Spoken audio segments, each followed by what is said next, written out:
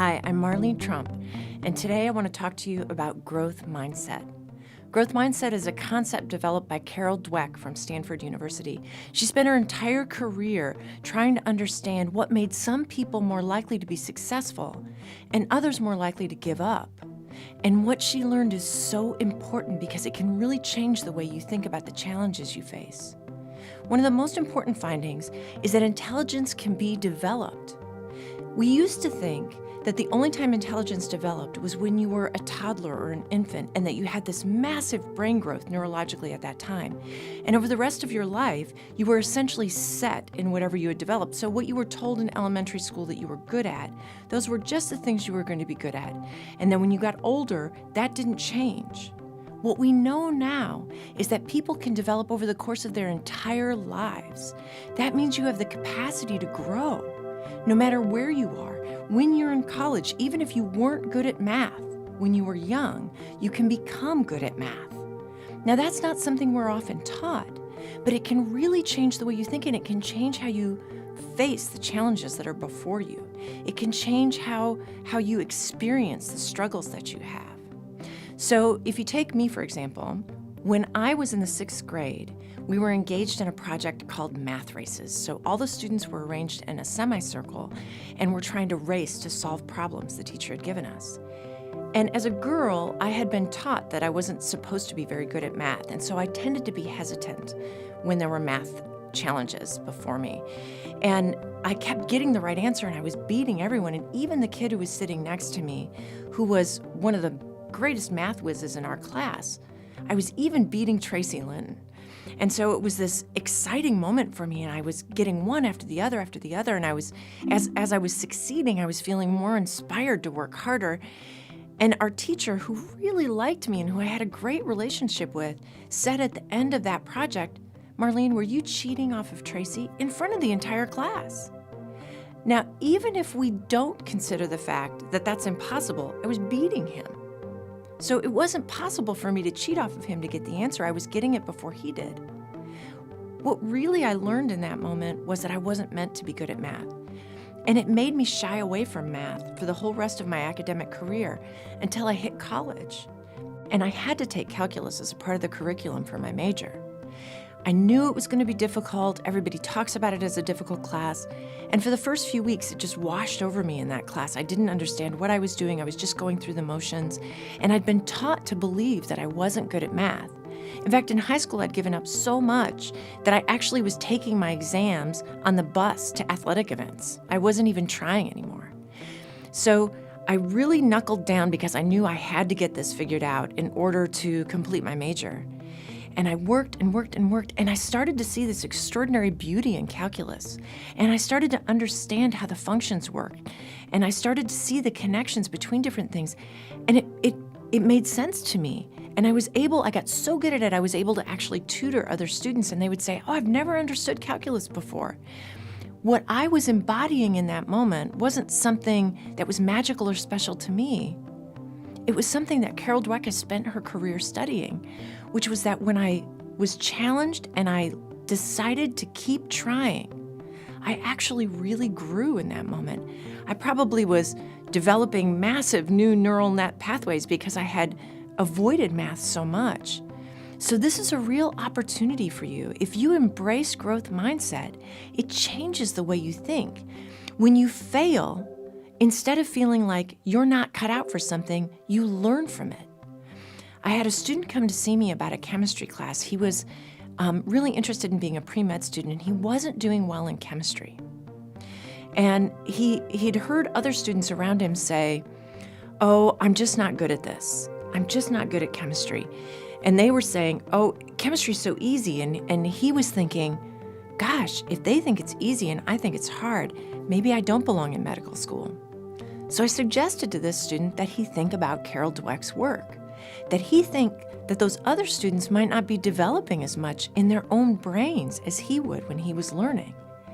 And he failed the class the first time, and he'd come to see me. He enrolled in the class again. He finished the class with an A. Now, that doesn't mean that's everyone's experience, and he had to do a lot of studying, and he had to see tutors. But he was able to really grow. He embraced the challenge and grew. He didn't see his failure as evidence that he didn't belong. Often people see setbacks as a sign of their inadequacy. If you see it as an opportunity to learn, what you discover is that you grow in ways you couldn't have even imagined. In fact, Carol Dweck found in her research that the more somebody had to work, the more they grew. So people who believe that that having to work hard is not a sign of inadequacy, but is an opportunity to grow, work harder and do grow. Those are people who persist in the face of challenges and setbacks. And that's one of the signs that somebody's actually going to be able to be more successful. Those are also people who, when they see other folks succeed, see it as an inspiration. So instead of seeing other success as something that should make them feel demoralized or defeated, or facing criticism and feeling beaten down by that, they see it as an opportunity to grow or a reason to be inspired. Those are people who do, in fact, grow. If you see it as something someone else has that you can't have, then it makes you feel like you're not going to succeed. If you see it as an inspiration, it's an opportunity to change yourself and to change your own mind, literally. Now, the difference between growth mindset and what Carol Dweck calls fixed mindset is that belief in the capacity for growth, is that belief that those challenges are an opportunity. People who have a fixed mindset give up because they don't think there's anything they can do. People with a growth mindset strive. And one of the things that she found is that those are the people who tend to thrive. So the next time you're faced with a challenge, see it as an opportunity. The next time you struggle or stumble, don't see it as a failure. See it as a way that you can challenge yourself. I want to share with you a piece by Naomi Newman. It goes like this. On every fourth step, you are meant to fall down. Not occasionally, not once, not twice, but on every fourth step. The ground opens up, the wind blows, a branch hits you on the head, you trip on stones, your heart breaks, you've got to fold the laundry, and they've closed the 2 left lanes. Here, on the fourth step, all the forces gather together to stop you. And some people, when they fall down, they lie there for the rest of their lives.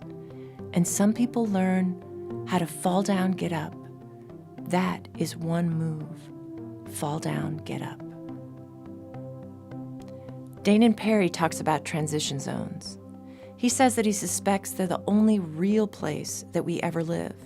It's the place between the 2 bars of a trapeze where you swing from one and you let go before you grab the other in that transition zone. We tend to think of it as a place that's a no place, a nothing. He says that's the place where we really live. This is the site of Carol Dweck's work, that belief that when you're struggling or when you have hardship, it's actually the place where you grow the most. So I want to challenge you to think about that opportunity. I want to challenge you to see those moments of struggle in your life, those moments of hardship, those places where it feels like the ground has opened up and the branch has hit you on the head, as an opportunity for you to grow, as a chance for you to become the person you have the capacity to be, as a chance for you to develop and create your success, your beauty, your gift, your opportunity to really give something to the world. He says that fear is a wall a mile wide and a mile high, but only an inch thick. You can move through that wall, through that transition zone, through that fourth step, and change the world. I can't wait to see what you'll do.